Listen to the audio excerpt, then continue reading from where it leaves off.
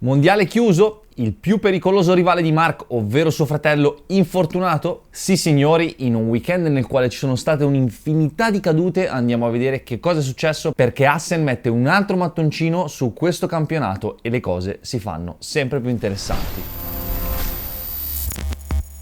Anche se non con tantissimi sorpassi, è stata una bella gara. Duello a distanza, Beds Marquez e soprattutto un grande uscito di scena, Alex Marquez. Alex che aveva già fatto una super gara sprint dimostrando di essere anche più veloce di Mark, senza riuscire però mai a sorpassarlo. Nella gara lunga Alex è partito male, ha accusato qualche sorpasso, poi quello di Pedro Acosta, ha aspettato un giro per risuperarlo nel punto in cui il sorpasso lo aveva incassato, fin qui tutto ok, Pedro resiste all'esterno e in piena accelerazione mentre i due sono appaiati uno in fianco all'altro, Pedro per rientrare da una linea più esterna si tocca con Alex che ha la peggio, gli si chiude il davanti anche in un punto dove è un po' strano dove cadere. Dal video sembra proprio un bloccaggio di anteriore causa schiacciamento del freno perché si vede anche il fumo della gomma prima di cadere. Purtroppo Alex rimedia una frattura scomposta al metacarpo della mano e quando guarderete questo video Alex si sarà già operato. Questa è la magia delle cure dell'entourage che hanno attorno questi piloti per poter performare al meglio, soprattutto affrontare anche piccoli infortuni durante l'anno e tornare immediatamente all'attività, anche perché 22 gare all'anno sono tantissime. Prima di andare direttamente sulla gara vorrei parlare di un argomento secondo me fondamentale visto che parliamo di motorsport e questo argomento sono le gomme. Meglio detti anche pneumatici, sono quei pezzi di gomma neri montati sui cerchi che tengono incollate le moto all'asfalto. Nel motorsport gli pneumatici sono sempre un fattore determinante, fondamentale, imprescindibile ed è per questo motivo che la loro scelta ed usura grava incredibilmente sul risultato finale delle corse. Ora, come al solito le gare vanno guardate dal venerdì e il venerdì noi abbiamo visto una fila di cadute incredibili, strane, non legate a fattori esterni perché la condizione della pista era discreta e le cadute hanno interessato un po' tutti i team e molti piloti. Molti piloti che per risparmiare gomme nuove hanno addirittura riutilizzato alcuni soft anteriori già usati nelle prove. Una mossa rischiosa ma necessaria per tenere qualcosa di fresco per la domenica. Va bene il regolamento, va bene che quelli sono dei mostri allenatissimi e che tutti i team di MotoGP, anche se non sono contenti, possono permettersi di buttare una moto, ma com'è possibile che non ci sia un pneumatico che funzioni con questo mix di temperatura e layout? Ora, sappiamo che dal 2027 entrerà Pirelli come fornitore in MotoGP, dopo che negli anni scorsi ha sostituito Dunlop in Moto3 e Moto2. Quando c'è stato il passaggio a Pirelli nella Moto3 e nella Moto2 mi ricordo molto bene quei giorni e c'era un sacco di fermento, un sacco di curiosità e tutte e due le categorie hanno fatto subito un balzo in avanti incredibile sia a livello di tempi e soprattutto a livello di sensazioni. Michelin farà pneumatici performanti, ma è un dato di fatto che negli anni hanno fatto fatica a dare ripetibilità alla produzione dei loro pneumatici dedicati alla MotoGP. Troppe gomme diverse, troppi problemi, troppe incongruenze e piccolo inciso per i tifosi da bar, non sto parlando del buco nella gomma di Pecco, sto parlando di mille altre situazioni per le quali l'operato di Michelin è stato giustamente messo in discussione e dati alla mano questa cosa si riflette nei track day dove gli utilizzatori di Michelin sono mosche bianche. Io sono fermamente convinto che l'arrivo di Pirelli MotoGP ci regalerà delle gare incredibili e soprattutto signori preparatevi perché nonostante il nuovo regolamento per il quale le moto dovrebbero essere leggermente meno performanti vedrete che i tempi caleranno e non poco. Detto questo, nel venerdì di Assen ci sono state un sacco di cadute, la moto di Ogura che ha preso fuoco e comunque al di là degli incidenti le prove libere fino all'FP2 ci hanno fornito un risultato abbastanza chiaro, ovvero che questa è una pista nella quale Marquez avrebbe faticato. E ora voi direte cavolo, ma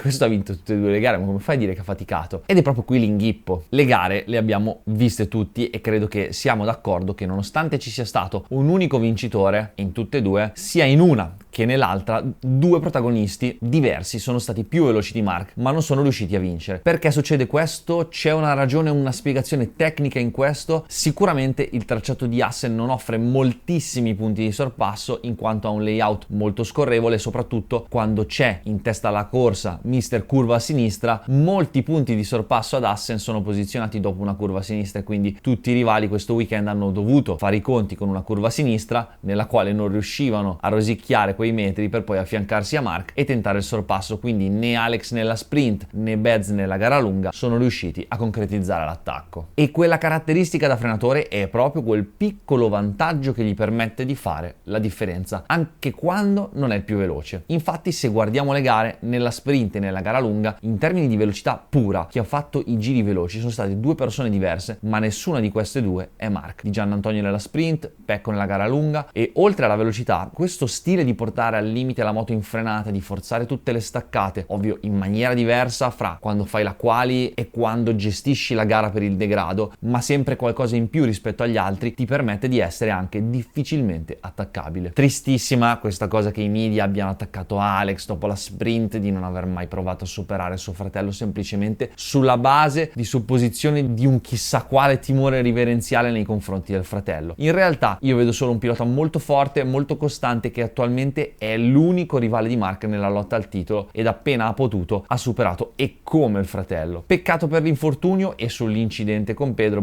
cosa dire, secondo me è un incidente di gara. Pedro è stato sicuramente uno molto duro, irriverente, giovane, con tanta fame, ma mai scorretto, e soprattutto, cosa importante, se guardiamo bene l'incidente, Pedro nel momento prima di colpire ha la moto impennata, e quando hai la ruota anteriore staccata da terra è difficile direzionare la moto in maniera molto precisa, anzi, per spiegare meglio, non è più difficile, ci vuole solo più tempo e un po' più spazio che non c'era perché di fianco c'era Alex. A proposito di cadute e di infortuni, c'è un pilota molto importante perché è il campione del mondo dell'anno scorso che sta per tornare e per fare il suo ritorno in sella con la sua Aprilia. Durante questo weekend il suo manager Albert Valera ha dichiarato tranquillamente che Jorge è libero grazie alla clausola e che stanno valutando altre opzioni. Ora, io spero che abbia i suoi buoni motivi, ma sinceramente nel caso dovessero andare in tribunale e discutere questa cosa, non so come potrebbero spiegare al giudice che l'Aprilia non è competitiva e che la clausola è valida, anche perché lui non ci ha mai corso e soprattutto perché il suo compagno di squadra ha vinto una gara e questo weekend è sempre andato a podio.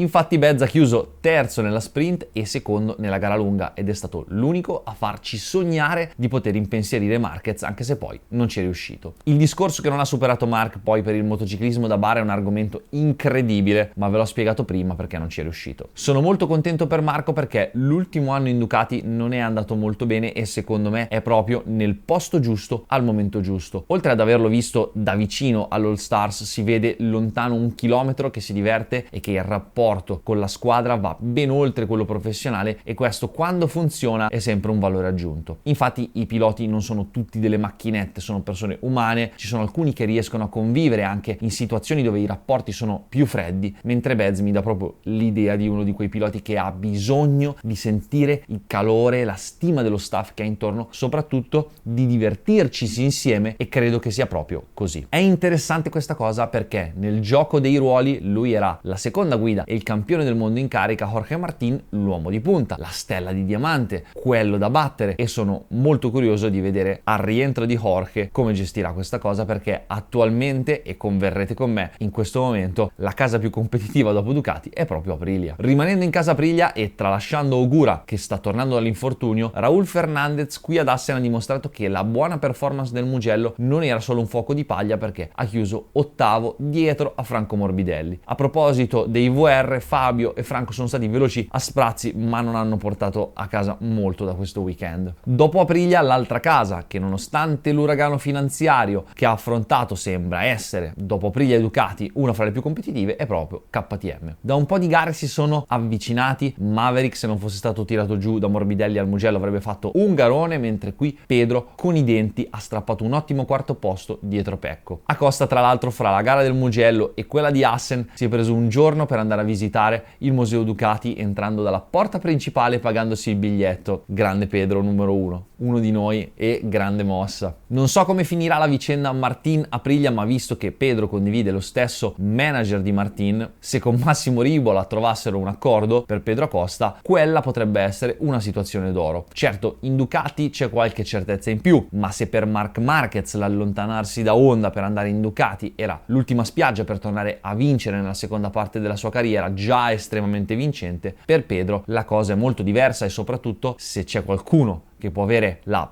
pazienza di aspettare magari il primo anno e poi magari vincere con un progetto vincente come quello di Aprilia, quello è proprio Pedro, perché è ancora giovanissimo. Un altro dato interessante che è uscito fuori dal weekend di Assen è proprio quello della performance pura sulla distanza di gara, e anche qui, come al Mugello, le gare sono state più lente. Ma se al Mugello vi avevo spiegato che la lentezza rispetto al precedente anno era data praticamente per totalità della colpa alle condizioni diverse dell'asfalto molto più caldo, qui ad Assen le condizioni rispetto all'anno precedente erano identiche. Gigi Dall'Igna ha parlato di un deterioramento dell'asfalto, che è un dato difficilmente valutabile, però c'è da dire che il TT Circuit di Assen è uno di quei circuiti europei molto utilizzati durante l'anno, non c'è mai una data libera e soprattutto girano spesso anche le auto, e sappiamo essere molto deleterie per il consumo del manto stradale, delle piste nelle quali girano anche le moto. Per farvi capire quanto funziona questo circuito, è l'unico che ha fatto quasi tutte le edizioni della MotoGP e del Motomondiale prima, saltando solo il 2020 causa Covid, e quest'anno festeggiava i 100 anni. Se siete stati attenti, non ho ancora parlato di Pecco Bagnaia, quello che viene dipinto come un pilota bollito, un mezzo pilota, eppure nonostante tutto è terzo in campionato, ha quasi gli stessi punti dell'anno scorso in questo momento, con la differenza che quest'anno a togliere punti davanti a lui non ce n'è solo uno, che l'anno scorso era Jorge Martin, ma ce ne sono ben due, e quindi a confronto quello che ha fatto quest'anno vale di più. Nonostante le critiche e le sue conferenze stampa a tratti ripetitive sono fatte proprio dal Parc Fermé del podio, quindi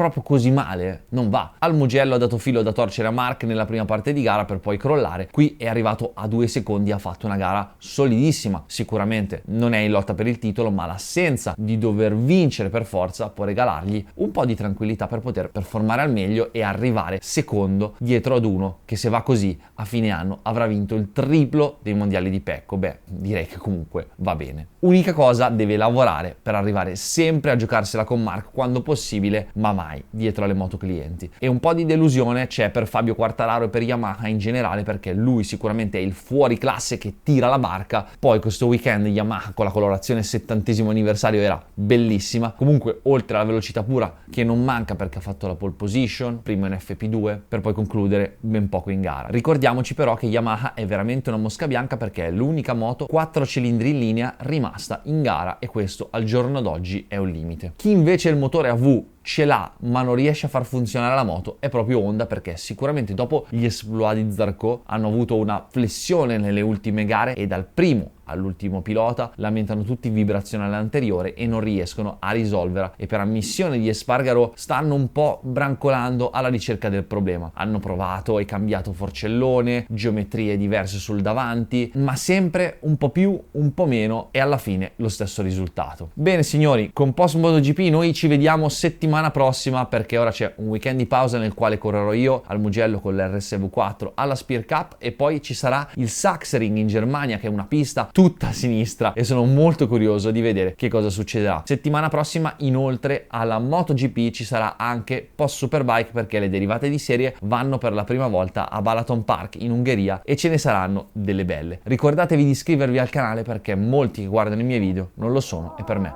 è molto importante. Ciao!